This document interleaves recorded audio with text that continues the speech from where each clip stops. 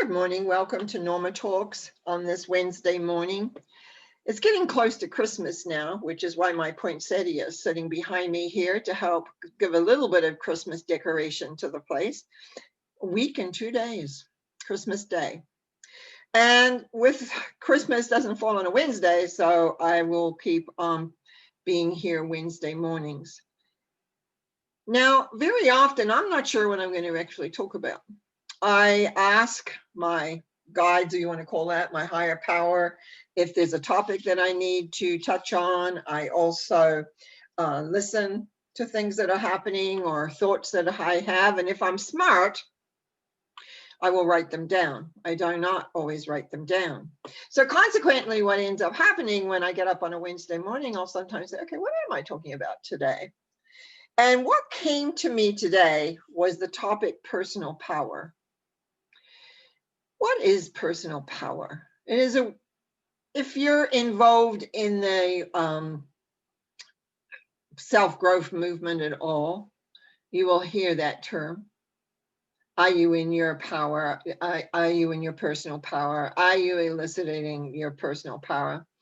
And sometimes I often wonder where, if I'm in my personal power, if I'm in my not personal power, etc. Some of the decisions I've made in my life, it's like I forgot everything that I ever had learned and made some errors in my life, except they're never really errors. It's only in retrospect you can look back and you can see, yes, you could have made a different decision. But I've come to realize that all our decisions are usually made based on who we are and what our expectation is. So let me talk a little bit about expectation. When we have expectation, I'm just going to put my hands up here. We go up here. We have an expectation that is not necessarily based in reality. What we often need to do when we have an expectation is look at the reality and figure out roughly anyway the steps that we're going to do to go to the expectation. Because if the expectation is made into a goal, then we can figure out the first, I always call it the first step. As long as you have a first step, then you'll carry on. But expectations are not always a goal. We just expect things. And I found in my life, especially very early, I expected things from other people without necessarily asking them if that's where they were. In other words, my expectation was this, and their expectation may be that.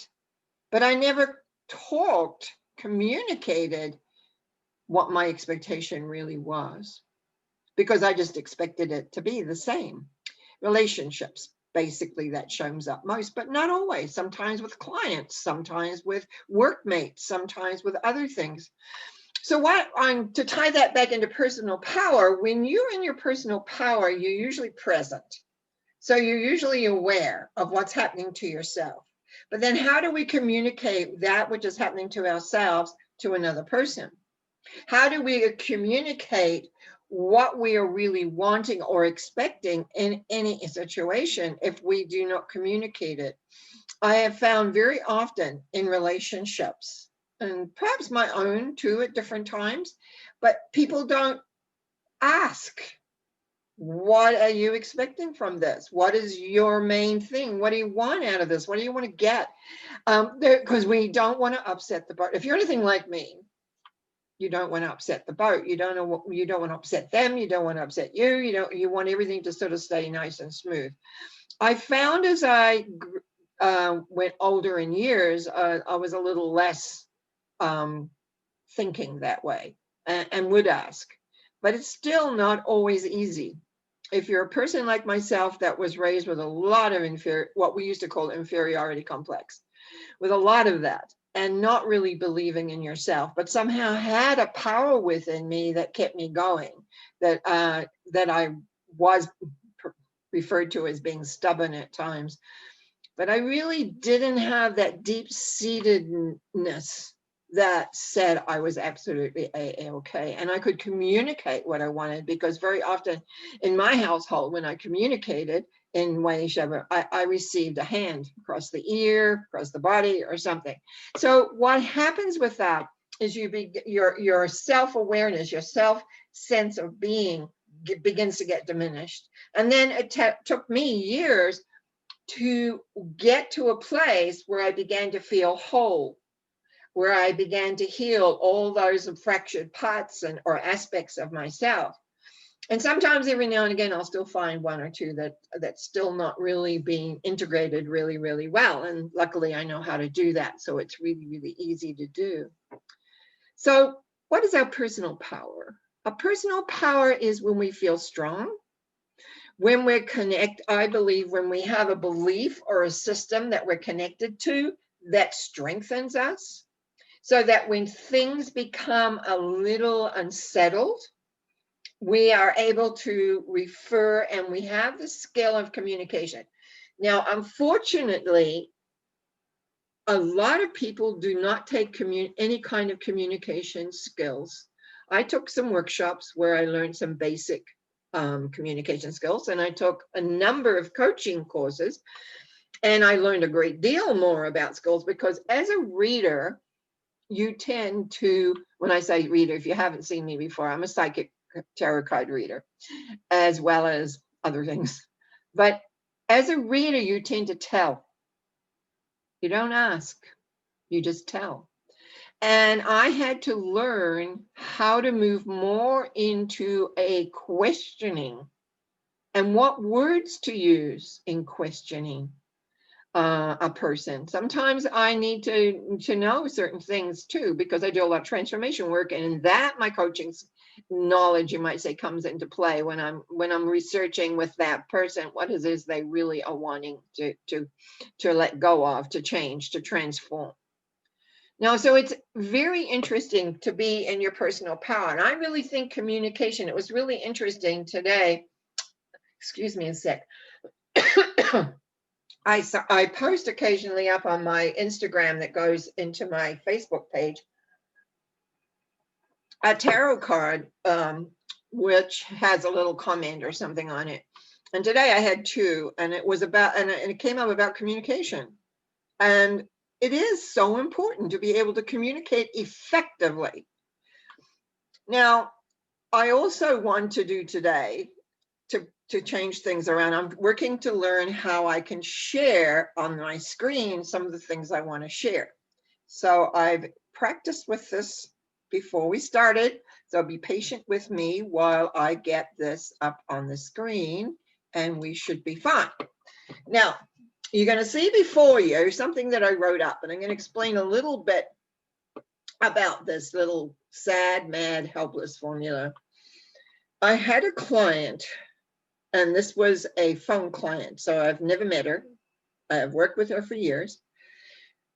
The thing is, no matter how I attempted to explain when you get sad or mad, what happens, that I ended up typing up this page.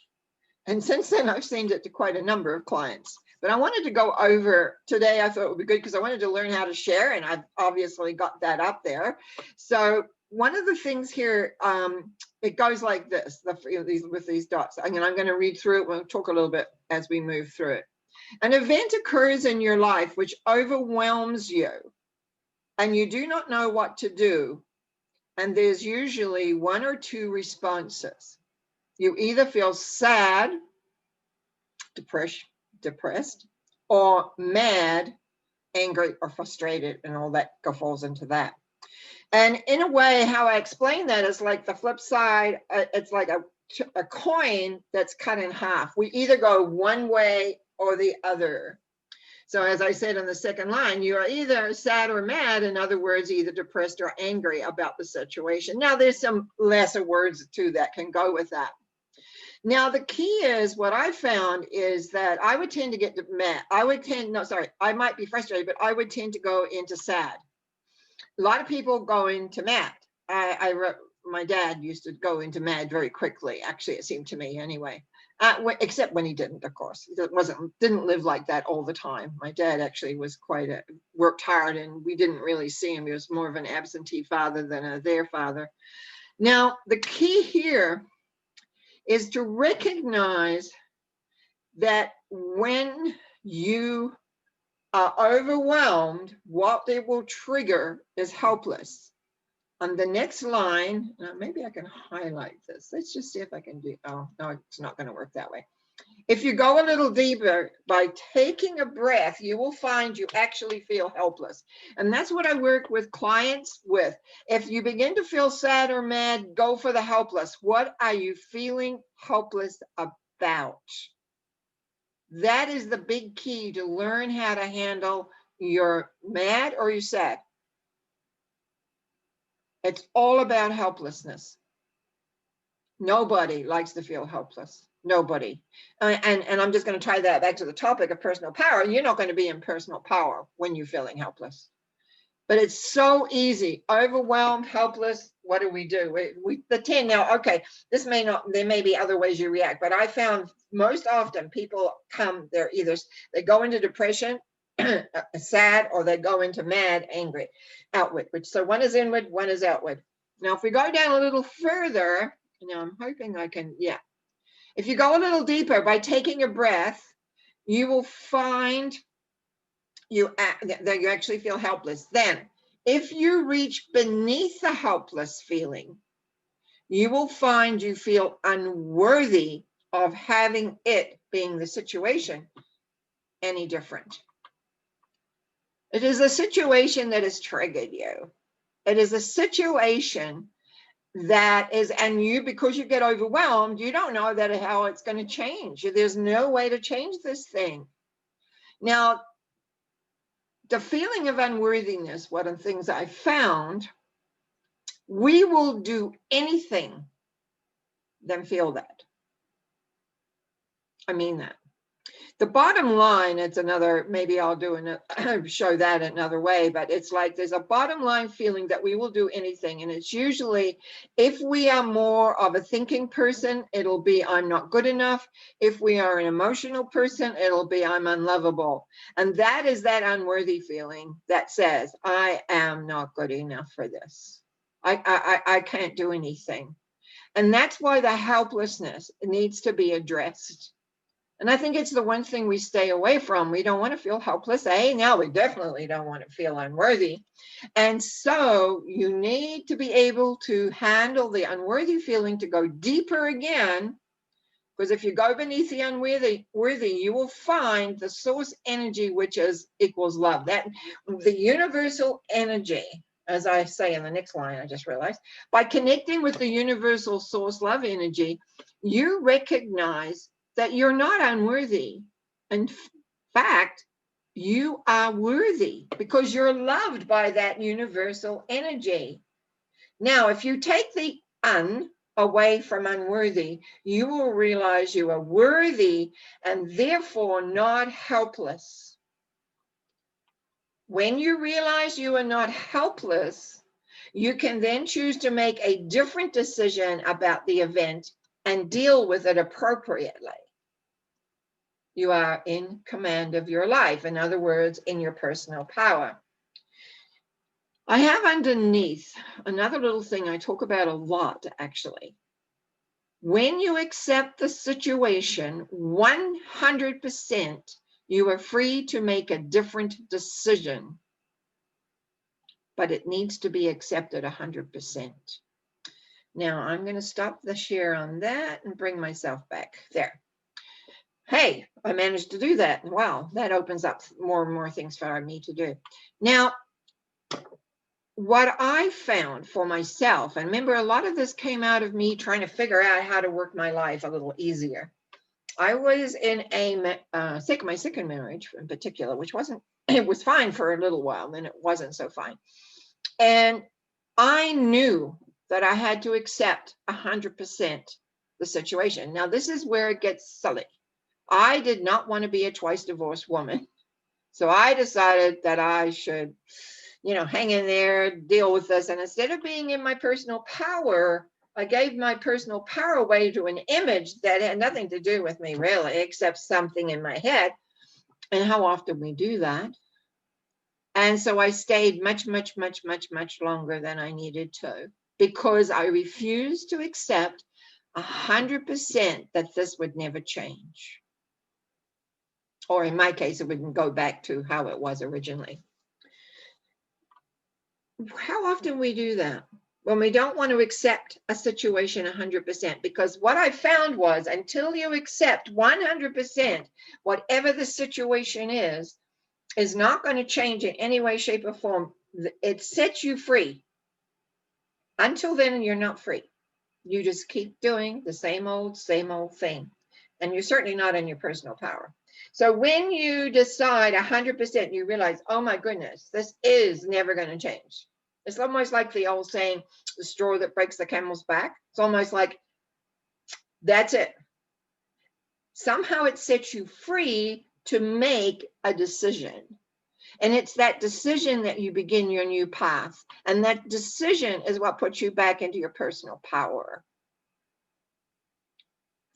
We are here because, I want to restart that sentence.